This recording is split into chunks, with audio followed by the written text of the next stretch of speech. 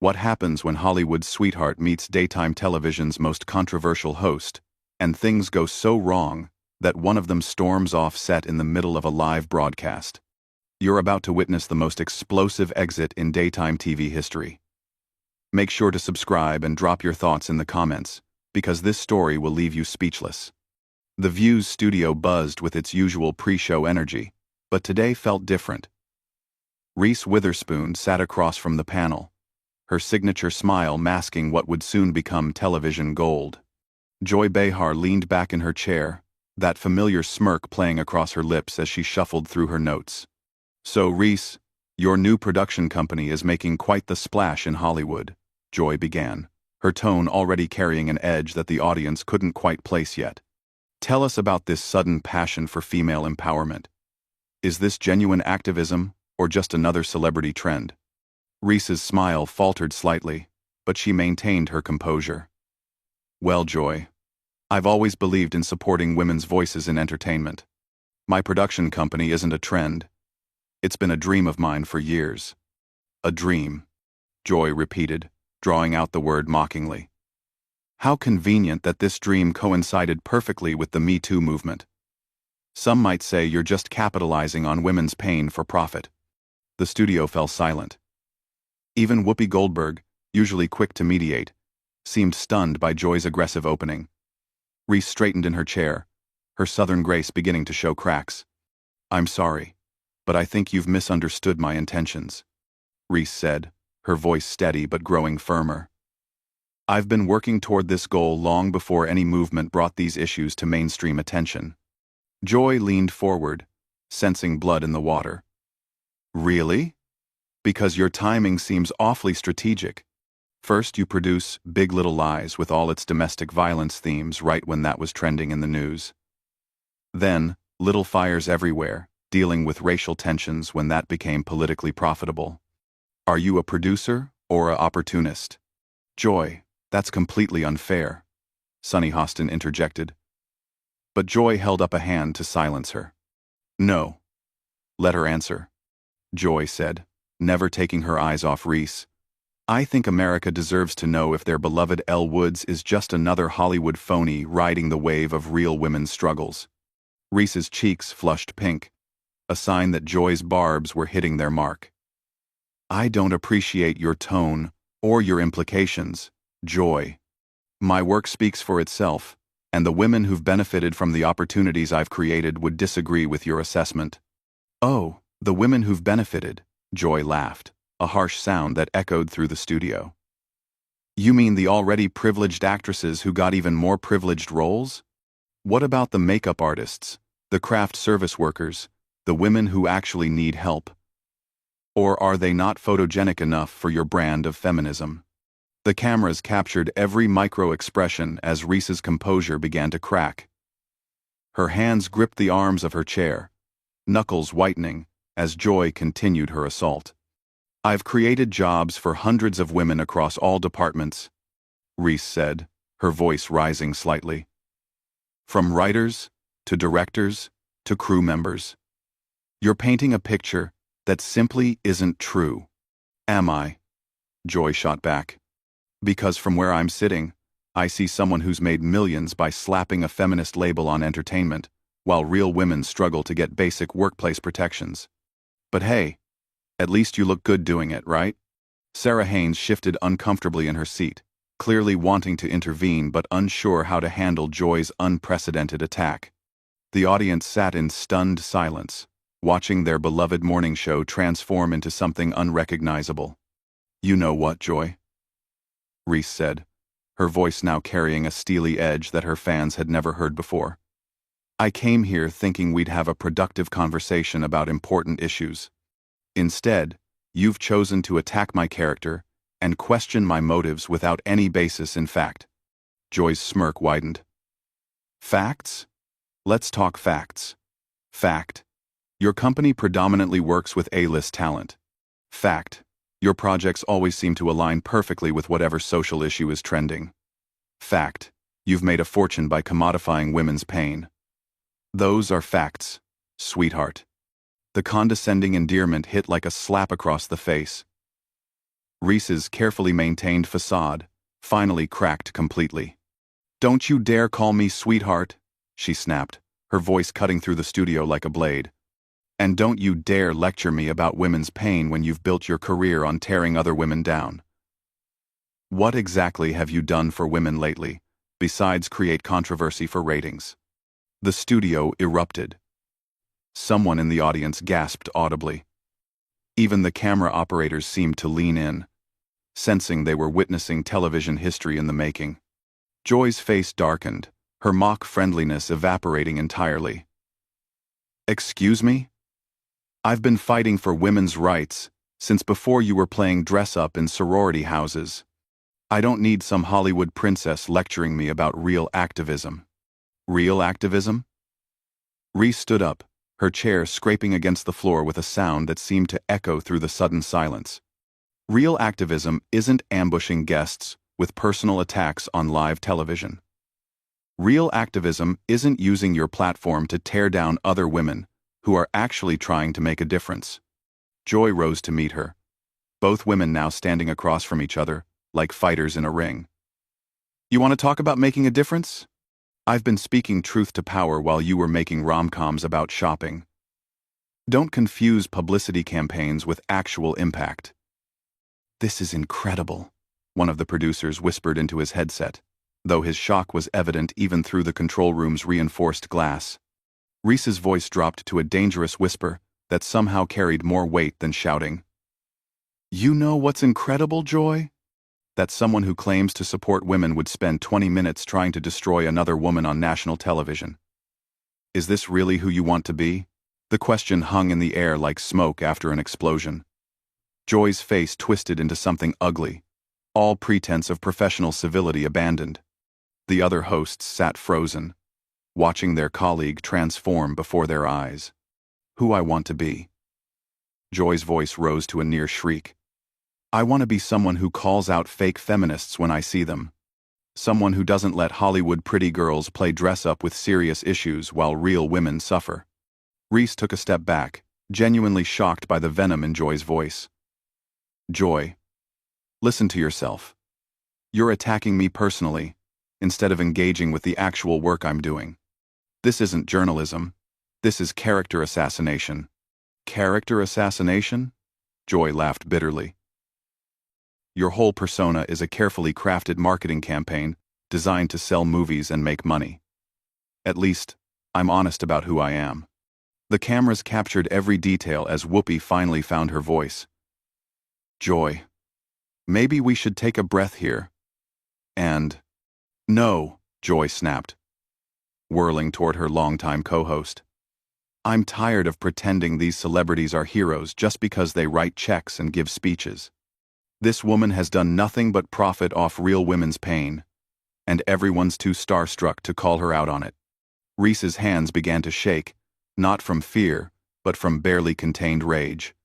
"You want to talk about profiting off women's pain? What do you call this? You're literally trying to humiliate me on live television for entertainment value. You're exploiting this moment for ratings while lecturing me about exploitation." The irony wasn't lost on anyone in the studio. Even some of the crew members exchanged meaningful glances as Reese's words hit their mark. Joy's response was swift and vicious. "At least I earned my platform through decades of hard work, not by batting my eyelashes and playing the perfect blonde. You wouldn't last 5 minutes in real journalism." "Real journalism?" Reese's voice climbed higher, her southern accent becoming more pronounced as her control slipped. "Is that what you call this ambush? Because real journalists ask questions to get answers, not to destroy their subjects. Real journalists have integrity." The word integrity seemed to hit Joy like a physical blow. Her face went red, and when she spoke again, her voice was dangerously quiet. "Don't you dare question my integrity. I've been fighting battles you can't even imagine while you were playing make-believe for money. I've taken stands that cost me opportunities, relationships, security. Everything." Reese shot back without hesitation. "I've sacrificed privacy, normalcy, the ability to fail without it being public spectacle. I've had my every decision scrutinized, my motives questioned, my intelligence insulted. And apparently, I've sacrificed the right to use my platform for good without being attacked by someone who should understand the challenges women face in public life. The studio was dead silent except for the hum of the cameras. Even the audience seemed to be holding their breath, sensing they were witnessing something that would be replayed and analyzed for years to come. Joy's expression shifted, becoming almost predatory. "Oh, poor little rich girl. You've had to deal with criticism while making millions. My heart bleeds for you. Truly. Tell me, how exactly has your massive wealth and privilege made you qualified to speak for struggling women?" Lugging. "I never claimed to speak for anyone but myself," Reese replied, her voice steady despite the obvious effort it took to maintain control. "But at least I'm trying to use what I have to create opportunities for others." "What are you doing besides tearing people down?" "I'm exposing frauds," Joy snarled. "I'm making sure people see past the pretty packaging to the empty product inside. Someone has to ask the hard questions." "Hard questions?" Reese laughed, but there was no humor in it. "Joy, you haven't asked a single legitimate question today. You've made accusations, thrown insults, and created drama. But you haven't once engaged with the actual substance of the work I'm doing." Ana Navarro tried to interject. "Maybe we could focus on specific projects and—" "Stay out of this," Joy snapped, her focus never leaving Reese. "This is between me and Miss Perfect here." The dismissal of her colleague was so rude that even some audience members audibly gasped.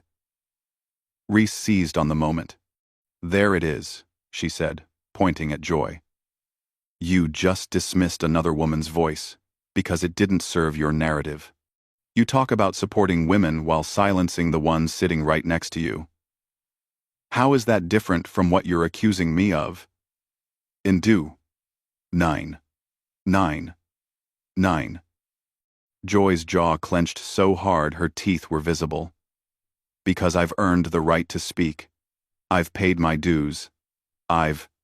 You've become exactly what you claim to fight against," Reese interrupted, her voice cutting through Joy's response like a knife. "You're using your power to bully and intimidate. You're silencing voices that don't agree with you. You're putting entertainment value above truth and dignity." The words hung in the air like an indictment. Joy's face went through a series of expressions. Shock, rage, something that might have been recognition, before settling into cold fury. "How dare you?" she whispered, then louder. "How dare you come into my house and lecture me about feminism and power? You don't know anything about real struggle, real sacrifice, real activism? You're a pretender, a tourist in the world of social justice." Reese's composure finally cracked completely. "Your house?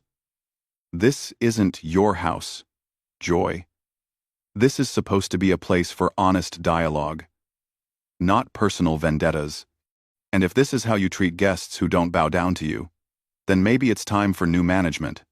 The suggestion that Joy didn't belong on her own show was the final straw. Joy's eyes blazed with an intensity that seemed to burn through the television screens of millions of viewers. Joy's face contorted with rage, her voice rising to a level that made several audience members visibly uncomfortable. "New management? You arrogant little princess. I helped build this show when you were still learning your lines for teen movies. This is my show, and I'll say whatever I want to whoever I want." Reese stood taller, her fear completely replaced by righteous anger. "No, Joy. This isn't your show.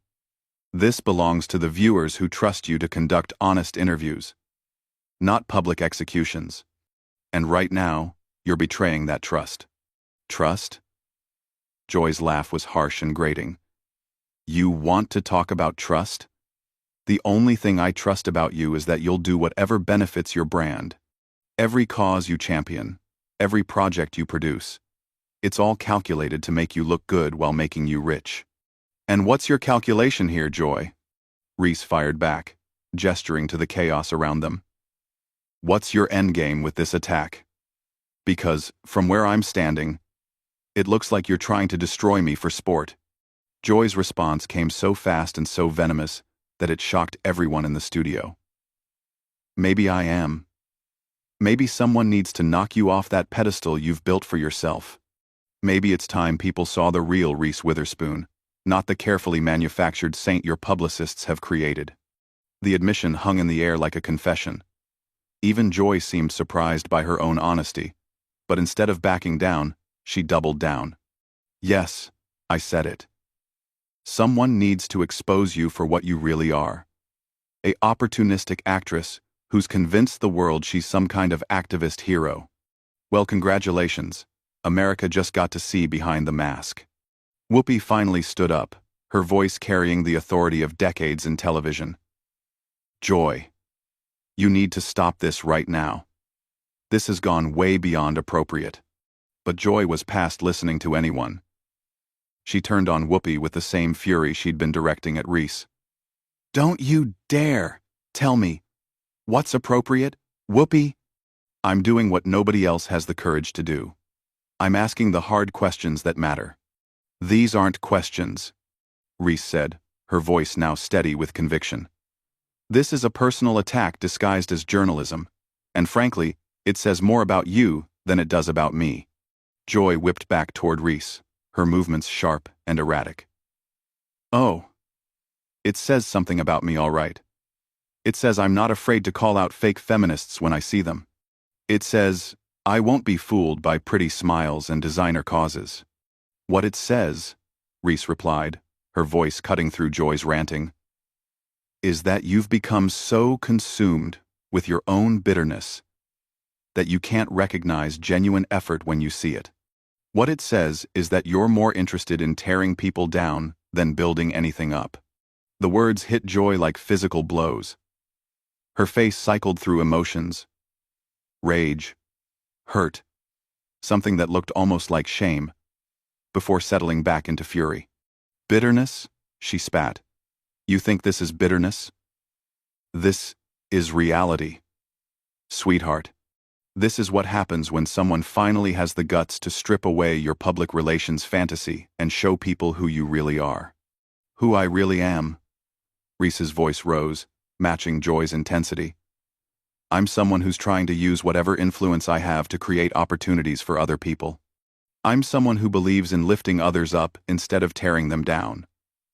And right now, I'm someone who's deeply disappointed in what passes for journalism on this show. The criticism of the show itself was a bridge too far for Joy. Her voice reached a crescendo that could probably be heard in the hallway outside the studio. Disappointed? You're disappointed? You come on my show, you insult my profession, you question my methods, and you have the nerve to say you're disappointed? Who do you think you are? I'm someone who expected better, Reese said quietly, the contrast with Joy's shouting making her words even more powerful. I expected to have an honest conversation with professionals. Instead, I walked into an ambush, orchestrated by someone who seems to have forgotten what journalism is supposed to be about. The observation was so accurate and so damning that it seemed to break something inside Joy. She looked around the studio wildly, at her co-hosts who were staring at her with obvious concern, at the crew who had stopped pretending to work, at the audience who sat in stunned silence. Fine, she said, her voice suddenly flat and cold. You want honesty? Here's honesty. I'm tired of pretending that celebrity activism means anything. I'm tired of watching rich people get praised for the bare minimum while real activists get ignored. And I'm especially tired of watching someone like you get celebrated for doing what should be basic human decency. Reese absorbed the words, then responded with devastating calm. Joy. If basic human decency bothers you this much, then maybe the problem isn't with the people trying to do good. Maybe the problem is with your perspective. The words landed like a final blow. Joy stood there for a moment, her face cycling through emotions too quickly to track. Then, without warning, She ripped off her microphone with such violence that the feedback screamed through the studio speakers. "You know what?" she announced to the stunned silence. "I don't have to sit here and listen to this. I don't have to pretend that this vapid celebrity culture warrior deserves respect. And I don't have to participate in this charade anymore." She threw the microphone down on the table where it landed with a crash that seemed to echo forever in the sudden quiet. "Joy, please," Sunny tried, but Joy was already moving toward the exit. "No," Joy snapped, not even turning around. "I'm done. I'm done with this show."